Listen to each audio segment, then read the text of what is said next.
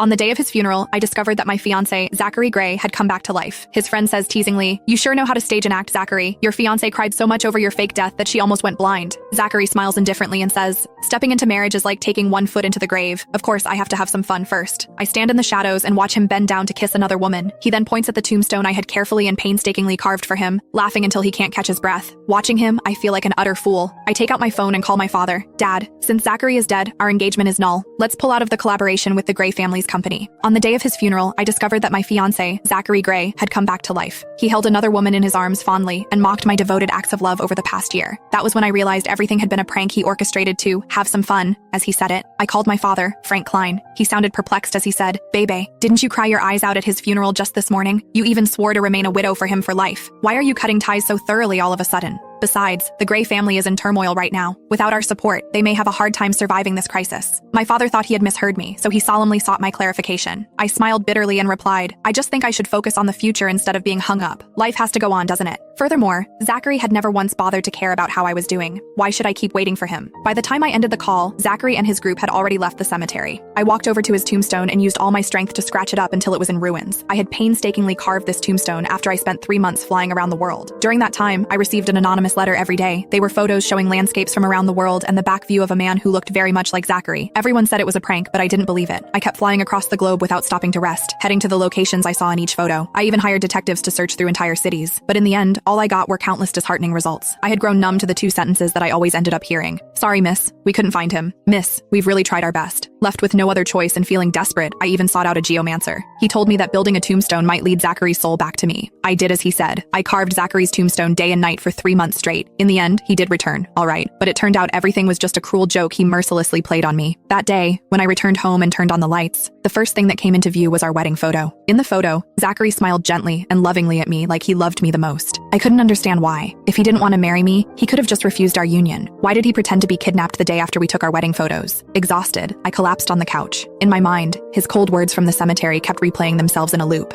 Phoebe relied on her status as the Klein heiress to make this marriage happen. She should have already prepared herself to go home to an empty house and be all alone after getting married. "I'm just letting her get a taste of it in advance," Zachary said with a scoff. He held the woman next to him tightly and added, "Don't worry, Lola. Even if I do go back to her later, I will never abandon you." Lola Seaman was Zachary's first love and the woman he had loved for many years. As Lola came from a poor family, Zachary's father, Philip, didn't approve of her. Because of that, Zachary had to break up with her. Who would have thought he had been seeing her in secret all along? Thinking of them kissing in front of the grave made my stomach churn. I stood up and tore the wedding photo to pieces. Then, I